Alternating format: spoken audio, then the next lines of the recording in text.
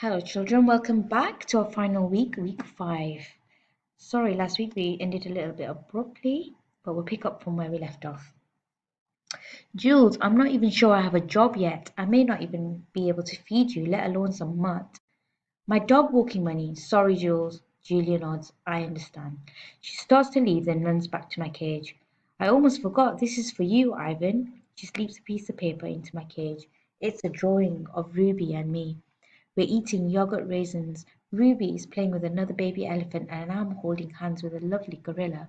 She has red lips and a flower in her hair.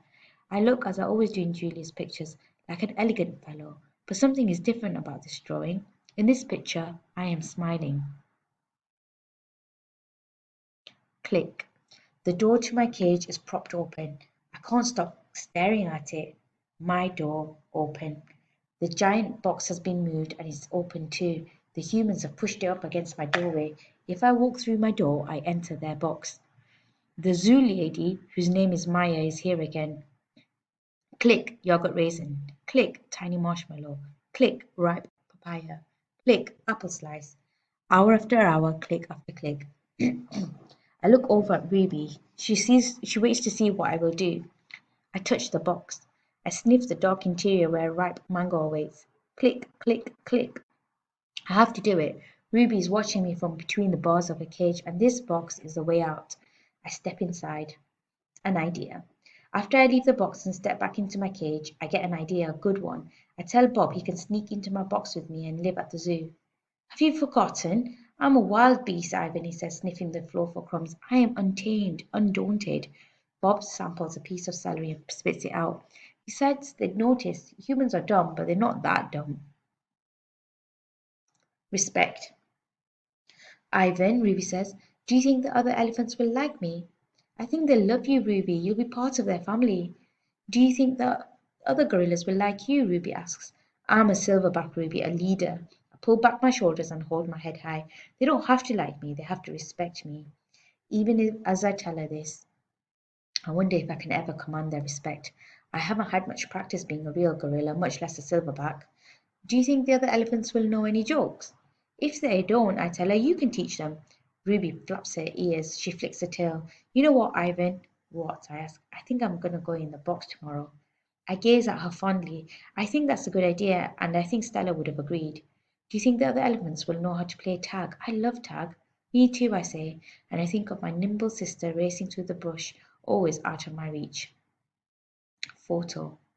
Late at night, Mac opens my cage. The full moon falls on his sagging shoulders. He seems smaller somehow. Bob, instantly alert, leaps off my stomach and dives under knot tag. Don't bother hiding, dog, Mac says. I know you sleep in here. Mac settles onto my tire swing. Might as well stay one more night. Your buddy's leaving tomorrow. Tomorrow? My stomach drops. I'm not ready. I need more time. I haven't said my goodbyes. I haven't thought this through. Mac pulls a small photo out of his shirt pocket. It's me when I was young. Mac and I are in the front seat of his convertible. I'm wearing a baseball cap and eating an ice cream cone. I was a handsome lad, but I have to admit I look ridiculous. Nothing like a real gorilla. We had some laughs, didn't we, Guy? Mac says. Remember when we went on that roller coaster, or that time I tried to teach you to play basketball? Mac shakes his head, chuckling. You had a lousy jump shot.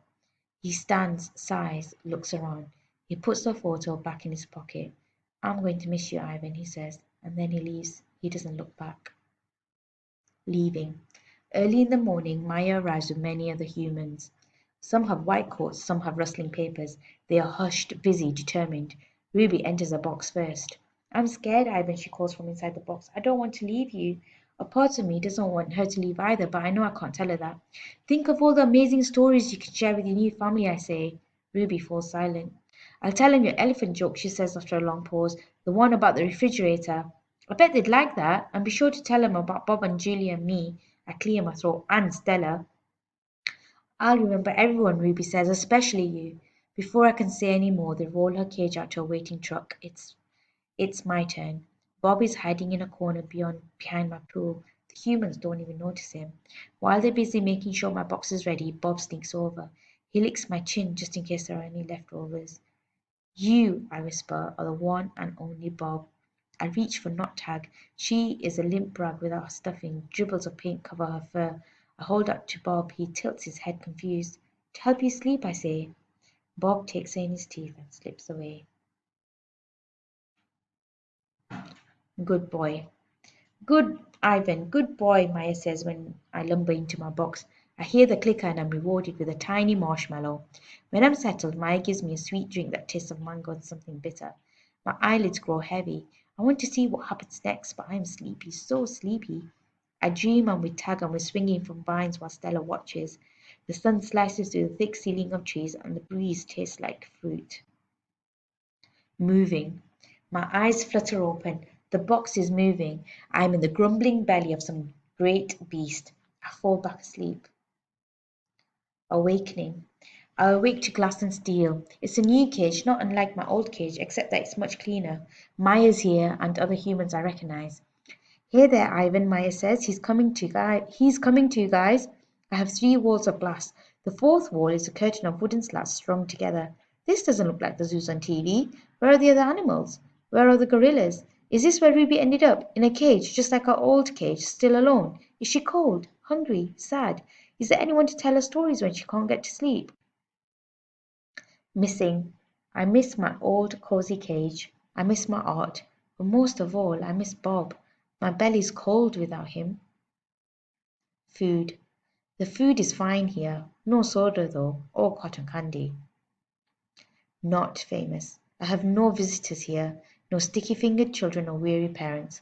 Only Maya and her humans come with their soothing voices and soft hands. I wonder if I have stopped being famous. Something in the air. Endless days passed, and then I noticed something. A change. I don't know what it is, but I taste it in the air, like far-off rain clouds gathering. A new TV. Maya brings me a TV. It is bigger than my old one. She turns it on. I think you're going to like this show, she says, smiling. I'm hoping for a romance or maybe a western. But it's a nature show, one without human voices or ads. It's a show about gorillas being gorillas. I watch them eat and groom and play fight. I even watch them sleep. I wonder why Mac never put on this channel. The family. Every day I watch the gorillas on the TV screen.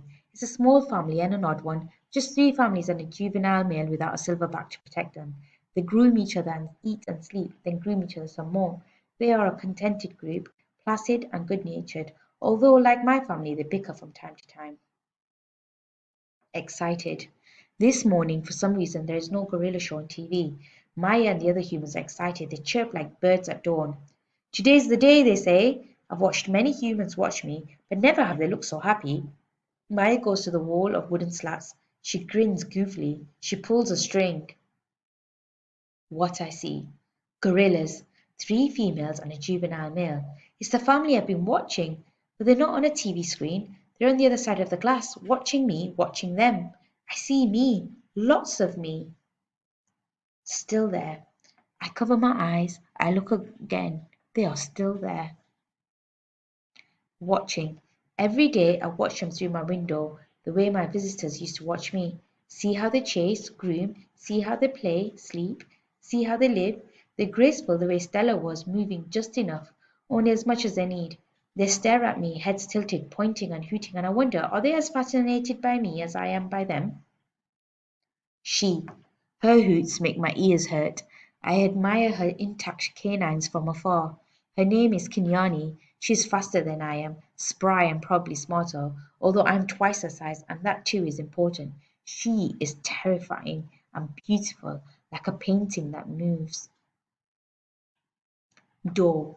Today the humans lead me to a door. On the other side, Kinyani and the others wait for me. I am not ready for this. I am not ready to be a silverback. I'm Ivan, just Ivan, only Ivan. I decide it's not a good day to socialize. I'll try again tomorrow. Wondering. All night I lay awake, wondering about Ruby. Has she already walked through the door like the one I'm facing? Was she as scared as I am, scared the way she must have been that day she fell in the hole? I think of Ruby's endless curiosity and of the questions she loved to ask. Have you ever danced with a tiger, Ivan? Will your fur turn blue? Why doesn't that little boy have a tail? If Ruby were here with me, she'd be asking, what's on the other side of the door, Ivan? Ruby would want to know, and she would have been through that door by now. Ready. Want to try again, Ivan? Maya asks. I think of Ruby and I tell myself it's time. The door opens. Outside at last. Sky, grass, tree, ant, stick, bird, dirt, cloud, wind, flower, rock, rain, mine, mine. Oops! I sniff, approach, strut a bit, but the others don't welcome me. They have sharp teeth and loud voices. Did I do something wrong? Kinyani chases me. She throws a stick at me. She corners me. I know that she's testing me to see if I'm a true silverback, one who can protect her family. I cower and hide my eyes. Maya lets me back in my cage. What it was like. I lie awake and try to remember what it was like being a gorilla. How did we move? How did we touch? How did we know who was boss? I tried to think past the babies and the motorbikes and the popcorn and the short pants. I tried to imagine Ivan as he might have been, pretending. The juvenile male approaches. He's eyeing my food hungrily. I imagine a different Ivan, my father's son. I grumble and swat and stagger. I beat my chest so the whole world hears. Kinyani watches and so do the others. I move toward the young upstart and he retreats, almost as if he believes I'm the silverback I'm pretending to be. Nest. I'm making a nest on the ground. It isn't a true jungle nest. The leaves are inferior and the sticks are brittle. They snap when I weave them into place. The others watch, grunting their disapproval. Too small, too flimsy, an ugly thing to see. But when I climb into that leafy cradle, it's like floating on tree-top mist. More TV. Maya wants me to go back to my glass cage. I can tell because she is tempting me towards the door with a trail of tiny marshmallows. I tried to ignore her. I don't want to leave the outside. It's a cloudless day and I found just the right spot for a nap.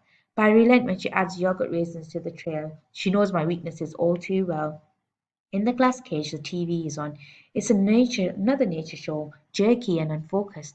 I expect to see gorillas, but none appear. I hear a shrill sound like a toy trumpet. My heart quickens. I rush close to the screen and there she is, Ruby. She is rolling in a lovely pool of mud with two other young elephants. Another elephant approaches. She towers over Ruby. She strokes Ruby, nudges her. She makes soft noises. They stand side by side just the way Stella and Ruby used to do, their trunks entwined. I see something new in Ruby's eyes and I know what it is. It's joy. I watch the whole thing and then Maya plays it out again for me and again. At last she turns off the TV and carries it out of the cage. I put my hand to the glass. Maya looks over. Thank you, I try to say with my eyes. Thank you. It. Kenyani ambles towards me. She taps me on the shoulder and Knuckle runs away. I watch her, arms crossed over my chest. I'm careful not to make a sound. I'm not sure what we're doing. She ambles back, shoves at me, dashes past, and then I realize what's happening. We're playing. We're playing tag, and I'm it. Romance. Make eye contact. Show your form. Strut. Grunt. Throw a stick. Grunt some more. Make some moves. Romance is hard work. It looks so easy on TV. I'm not sure I will ever get the hang of it. More about romance. I wish Bob were here. I could use some advice. I try to recall all the romance movies we watched together. I remember the talking, the hugging, the face licking. I'm not very good at this, but it's fun trying. Grooming. Is there anything sweeter than the touch of another as she pulls a dead bug from your fur? Talk. Gorillas aren't chatty like humans, prone to gossip and bad jokes, but now and again we swap a story under the sun. One day it's my turn. I tell my troop about Mac and Ruby and Bob and Stella and Julie and George, about my mother and father and sister. When I am done, they look away silent. Kinyani moves closer. Her shoulder brushes mine, and we let the sun soak into our fur together. The top of the hill. I've explored every nook and cranny of this place except for a hill at the far end where workers have been repairing a wall. They've finally gone. They've left behind fresh white brick and a mound of black dirt, while the others laze in the morning sun. I want to explore the hilltop. They've been here before and I have not. Everything is still fresh to my eyes. I take my time going uphill, savouring the feel of grass on my knuckles. The breeze carries the shouts of children and the drowsy hum of bumblebees. Near the top of the hill is a low-limbed tree, the kind my sister would have loved. The wall is endless, clean and white, stretching far down to the happy tops beyond my own. It's high and wide, carefully built to keep us in and others out. This is, after all, still a cage. It rained last night, and the pile of dirt is so soft to the touch. I scoop up a handful and breathe in the loamy smell. It's a rich brown color, heavy and cool in my palm, and the wall waits like an endless blank wall. Okay, so we'll end there, children, as we've run out of time, but I shall post the ending straight after this. Okay?